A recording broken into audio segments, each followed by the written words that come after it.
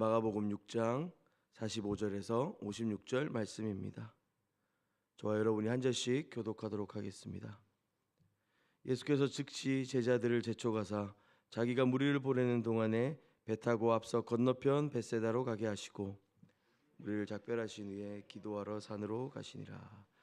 저물매 배는 바다 가운데 있고 예수께서는 홀로 무태에 계시다가 바람이 거스름으로 제자들이 힘겹게 노젓는 것을 보시고 밤 사경쯤에 바다 위로 걸어서 그들에게 오사 지나가려고 하시매 제자들이 그가 바다 위로 걸어오심을 보고 유령인가 하여 소리 지르니 그들이 다 예수를 보고 놀람이라. 이에 예수께서 곧 그들에게 말씀하여 이르시되 안심하라 능히 두려워하지 말라 하시고 배에 올라 그들에게 가시니 바람이 그치는지라. 제자들이 마음에 심히 놀라니 이는 그들이 그 떡 되시던 일을 깨닫지 못하고 도리어 그 마음에 둔하여졌음이라. 건너가 게네사렛 땅에 이르러 대고 배에서 내리니 사람들이 곧 예수신 줄을 알고 그 온 지방으로 달려 돌아다니며 예수께서 어디 계시다는 말을 듣는 대로 병든 자를 침상째로 메고 나오니 아무데나 예수께서 들어가시는 지방이나 도시나 마을에서 병자를 시장에 두고 예수께 그의 옷 갈아도 손을 대게 하시기를 간구하니 손을 대는 자는 다 성함을 얻으니라. 아멘. 예전에 친한 동역자에게 들었던 이야기인데요. 이제 막 대학을 들어온 한 자매가 선배들을 통해서 처음 예수님을 영접하고 그리스도인이 되었습니다. 그 자매는 처음 기도를 배우고 매우 어린아이처럼 순수하게 매일매일 기도했습니다. 아침에 등굣길을 평소보다 늦게 나선 날은 지하철을 놓칠 수도 있으니 하나님 지하철이 기다리게 해주세요 라고 기도했다고 합니다. 하나님 저 지각하면 안 돼요. 교수님이 조금 천천히 오게 해주세요. 그랬더니 지하철이 평소보다 늦게 와서 지각을 안 했다는 거죠.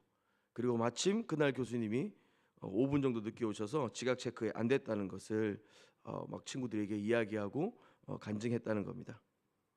그리고 어떤 날은 너무 마음이 피곤하고 지쳐서 찬양을 듣고 싶다라는 생각으로 동아리 방에 갔는데 함께 찬양할 사람이 있으면 좋겠다 생각하며 기도하며 문을 열었더니 진짜 찬양하는 사람들이 있었던 거죠.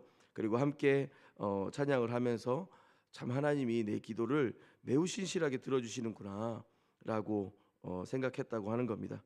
그런 간증을 친구들에게 또 선배들에게 이 자매가 매일매일 하니까 또 다른 한 선배가 조용히 불러서 조심스럽게 이야기했다고 합니다. 야, 그게 신앙의 전부는 아니야 하면서 이렇게 성숙한 신앙이란 성숙한 기도는 이런 거란다라고 이렇게 조언했다는 겁니다. 그때 그 자매는 진짜 마음으로 위해주는 선배가 고맙기도 했지만 자신의 기도가 얼마나 정직했었는지를 눈물을 글썽이면서 이야기했다고 해요. 기도는 하나님의 대화라고 배웠고 기도는 인격적인 하나님께 드리는 것이라고 배웠기 때문에 그렇게 기도했고 하나님은 그렇게 응답해 주셨다라고 이렇게 대답했다는 거죠. 혹시 여러분 중에 나도 한때는 그랬는데 하는 시절이 있으실까요?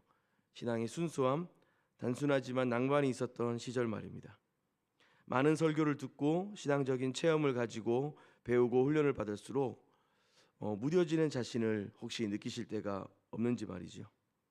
오늘 본문에 보면 예수님의 제자들이지만 무뎌진 마음에 눈앞에 계신 예수님을 알아채지 못하고 자꾸 놀라기만 하는 사람이 있습니다. 한편 곧 예수님이심을 알아채고 예수께서 어디 계시다는 이야기만 들리면 병든 자들과 또 아픈 사람들을 침상채로 들고 와서 찾아다니는 사람들이 있습니다. 그들은 예수면 낫게 하실 거라고 순수하고도 분명한 생각 아래 행동하는 사람들이었고요. 마음이 둔하여 가리워진 사람들은 주님이 늘 곁에 계시지만 자신들의 생각에 묶여서 그분이 어떤 분이신지 발견하지 못하는 사람들이었습니다. 마음이 둔하여진 사람들을 먼저 좀 살펴볼 텐데요. 45절 말씀입니다. 예수님은 제자들을 지금 배에 태워서 지금 있는 곳에서 반대편으로 보내십니다. 그리고 정작 본인은 기도하러 산에 올라가시죠. 이 본문의 맥락은 지금 떡 5개와 물고기 2마리로 5,000명을 먹이신 오병이어 이야기에서 이어집니다. 마치 광야 시대에 출애굽 시대의 모세와 같이 예수님은 이 먹을 것이 없었던 이스라엘 백성들에게 놀라운 기적으로 하나님의 살아계심을 드러냈고 광야에서 그들을 어떻게 돌보시고 먹이시는지를 잔치처럼 보여주셨습니다. 당시 그 동네에는 왕이 있었습니다. 세례 요한의 머리를 베어 죽였던 헤롯. 그는 정작 왕이 되고 싶었지만 그에게는 죽음뿐이었습니다. 그러나 이 빈들의 예수님, 아무것도 가진 것이 없었고 오병이어밖에 없었던 그 예수님은 온 백성을 먹이시는 진정한 왕 그리스도로 오셨습니다. 그러니 사람들은 요한복음 6장 15절에 보면 이렇게 말합니다. 예수께서 그들이 와서 자기를 억지로 붙들어 임금으로 삼으려는 줄을 아시고 다시 혼자 산으로 떠나가시니라. 사람들은 예수님을 임금 삼아야겠다고 생각합니다. 그들이 생각했던 왕으로서 충분한 조건을 보였던 것이죠. 그런데 예수님은 오히려 군중에서 멀어지려 하십니다. 사실 이런 장면은 요한복음뿐만 아니라 여러 번 복음서에서 우리가 볼 수 있습니다. 예수님은 어떤 성공적인 사역 뒤에 그리고 정말 바쁘게 보내고 사람들이 마구 몰려드는 그 어느 쯤에는 항상 사람이 없는 곳으로 가십니다. 예수님은 물론 이 땅의 사람들의 실제적인 필요와 질병들을 치유하고 몸을 고쳐주시는 것에도 관심이 있으셨습니다. 실제로 그 일에 밤이 맞도록 또 이른 새벽부터 열심히 쉬었습니다. 예수님의 그러나 궁극적인 목적은, 예수님의 궁극적인 우선순위는 하나님 아버지의 뜻을 이루는 것이었습니다. 그것은 몸뿐이 아니라 이 땅의 자기 백성들의 마음의 질병, 이 죄를 해결하시는 것이었으며 아버지께서 정하신 모든 사람들을 부르시고 끝내 십자가에서 그 모든 죄를 대속하시는 것이셨습니다. 그런 예수님에게 이 엄청난 오병이어 사건의 대성공 뒤에 반드시 그분에게는 하나님과의 교제의 시간, 그분의 마음과 그분의 뜻을 듣는 시간들은 반드시 필요했던 것 같습니다. 빌 하이벨스의 너무 바빠서 기도합니다라는 책 제목처럼 사역을 더할수록 예수님은 하나님을 향한 갈망이 더 깊어지셨고 기도의 열망이 더 깊어지시는 분이셨습니다. 그런 예수님과 달리 제자들은 신기할 정도로 금세 있습니다. 어둑한 바다 위를 걷는 사람, 사실 상상만 해도 아찔하긴 합니다. 파도가 이기고 바람이 불고 넘실대는 파도 사이로 가끔씩 예수님이 걸어오시는 모습이 보였을 것입니다. 그때마다 사람들은 우와 유령이다 이렇게 할 수 있습니다. 근데 문제는 배에 올라 바람을 멈추시는 예수님을 보고도 이 사람들은 또 놀라는 겁니다.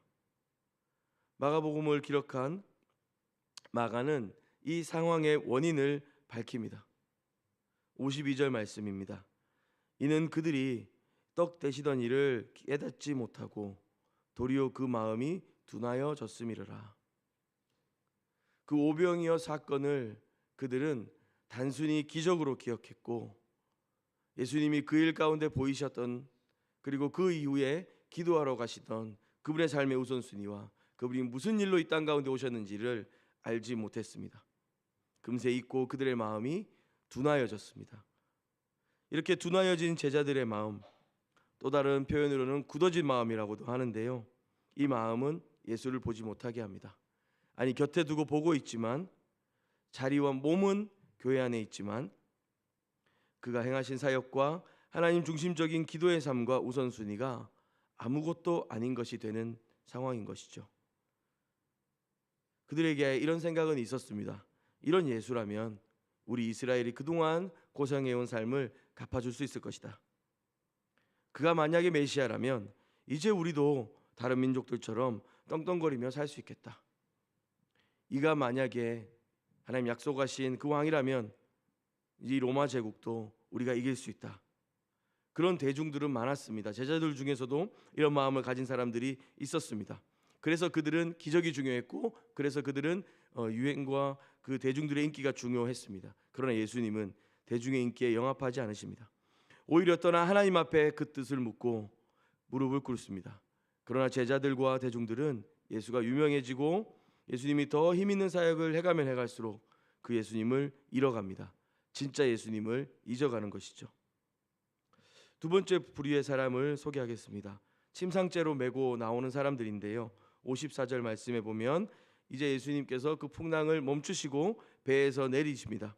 배에서 내리니 사람들이 곧 예수신 줄을 알고. 예수님이 어떤 분이십니까? 오병이어로 5천 명을 먹이신 분이십니다. 대단한 기적의 사람이며 동시에 구약의 모세와 같이 이스라엘을 구원하실 그런 메시아 선지자임을 알 수 있지요. 그리고 이 예수는 그 풍랑이 일고 있는 바다 위를 걸어오셨습니다. 그리고 그 파도, 그 자연을 제어하시고 잠잠케 하시는 분이십니다. 이런 일은 하나님, 온 천지 만물을 지으신 창조주 하나님 그분께만 가능한 일입니다. 그러나 예수를, 그리고 이 예수님을 지금 이 마가는 천지 만물을 창조하신 온 자연의 주인이신 하나님으로 그리고 있는 것이죠. 그런 그리스도이신 예수님을 발견하고 알아챈 사람들의 반응이 어떻습니까? 거창한 미사역으로 예수님을 칭찬하고 상찬하거나 걸맞는 의전이나 빨간 카펫을 준비하거나 그러지 않았습니다. 55절에 보면 그 온 지방으로 달려 돌아다니며 예수께서 어디 계시다는 말을 듣는 대로 병자들을 침상째로 메고 나오니, 그냥 냅다 침상째로 예수님 앞에 달려 나오는 겁니다. 예수님이 어디 계시든지 그분이 떴다 이렇게 이야기만 들리면 달려가는 겁니다. 제가 교회에서는 목사입니다. 저보다 연배가 있으신 성도님들도 예의를 차려 이 목사 대접을 해주십니다. 너무 감사한 일입니다. 그리고 집에 들어갑니다. 얘들아 아빠 왔다 이렇게 하는데 저희 중학교, 초등학교 자녀들이 이렇게 문 앞에 나와서 아버지이시며 목사님이신 박희동님 오늘 하루 너무 수고하셨습니다. 우리에게도 말씀을 가르쳐 주시옵소서 막 이렇게 한다면 저는 굉장히 무서울 것 같습니다. 저는 아빠니까요. 하루는 매우 피곤한 날이었습니다. 그래서 소파에 기대어 성경을 겨우 이렇게 들춰보고 있는데 큰아이가 와서는 그때 한 13살쯤 됐던 것 같습니다. 와서는 나도 성경 읽어야지 하면서 옆에서 성경책을 펼칩니다. 그리고 아빠 노아는 착한 사람이에요? 왜 형이 동생을 죽였죠? 이런저런 질문들을 합니다. 그래서 저는 기회다 싶어 대화를 나누죠. 그러나 그렇게 길지 못합니다. 그래도 그 정도면 매우 감동인 것이죠. 그리고 금세 대화 주제는 본인이 좋아하는 게임, 만화영화, 놀 곳들로 넘어갑니다. 그리고 오늘 아빠가 쉬는 날이면 이것저것 같이 해주세요 요구합니다. 그게 자녀가 할 일인 것이죠. 예수님의 소문을 듣고서 말 그대로 뛰쳐오는 사람들이 있었습니다. 침상채로 말이죠. 그만큼 급하게 그 시급한 상황 속에서 예수님께 나아가면 그분께 구하면 확실히 낫게 하실 것이라는 그 믿음을 가진 사람들이었습니다. 처음에 이야기한 그 기도응답의 자매처럼 그들은 분명했습니다. 아빠에게 와서 아들의 일을 제안했던 그 일들을 했던 제 아이들처럼 그들은 당연했습니다. 마땅히 요구할 것인 것처럼 그들은 달려왔습니다. 56절입니다. 아무데나 예수께서 들어가시는 지방이나 도시나 마을에서 병자를 시장에 두고 예수께 그의 옷가에라도 손을 대게 하시기를 간구하니 손을 대는 자는 다 성함을 얻으니라. 예수님은 오히려 매우 성실하게 이용당하십니다. 옷깃이라도 닿는다면 다 나음을 입습니다. 마치 예수님은 그 일을 위하여 이 땅에 오신 것처럼 사역하고 계십니다. 여러분, 오늘 본문에 마음이 둔하여진 사람들과 침상째로 메고 달려나온 사람들 두 부류가 있습니다. 저와 여러분은 어디에 속해 있나요? 예수님 그런 거 아니야. 얼마나 고귀하고 온 인을 구원하실 엄청난 계획을 가지신 분인데 그렇게 막 아무거나 기도한다고 들어주시는 거 아니야. 병 좀 안 나으면 어때? 은혜로 그거 다 지나가는 거야. 맞습니다. 우리의 신앙이 성장하고 성숙할수록 우리는 주님이 응답하시지 않아도 그분이 하나님인 것을 믿고 따르려고 합니다. 그러나 그것만이 예수를 아는 방법이 다는 아닌 것 같습니다.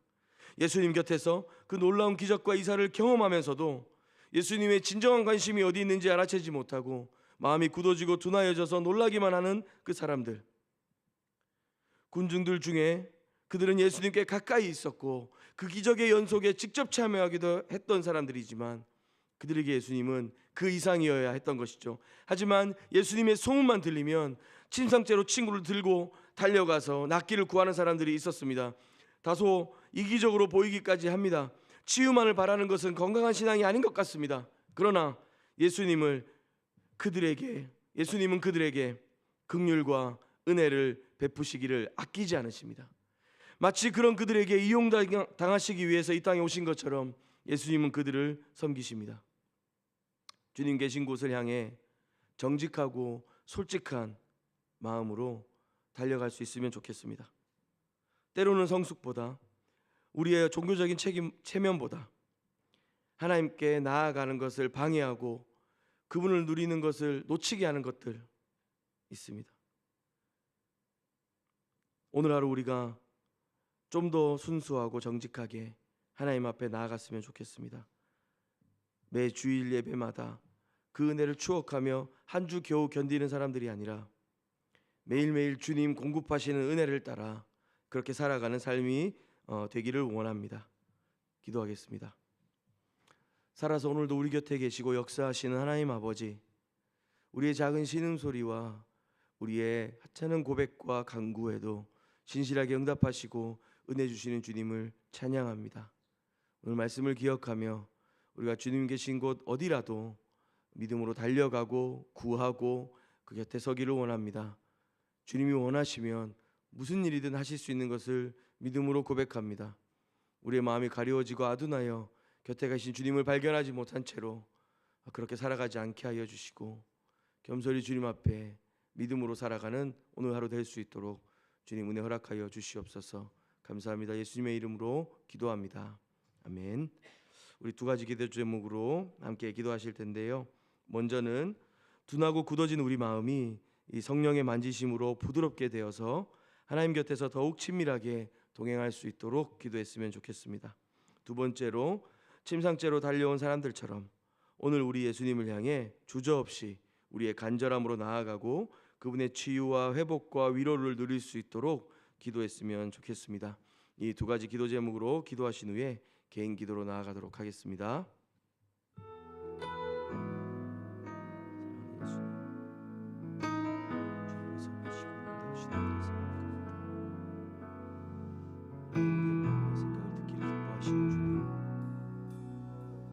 주님 때로는 우리가 주님